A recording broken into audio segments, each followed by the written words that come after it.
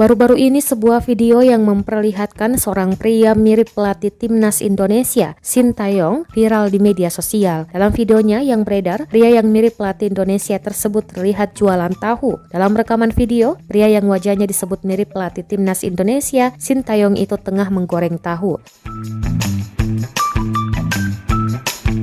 Dia mengenakan masker tetapi hanya sampai dagu. Untuk diketahui, video itu pertama kali diunggah akun TikTok @desta06. Video tersebut menampilkan si penjual tahu dari samping saat menggoreng. Warganet kompak menganggap pria tersebut mirip Sintayong. Sejumlah komentar bermunculan dengan mayoritas bernuansa kocak dan candaan.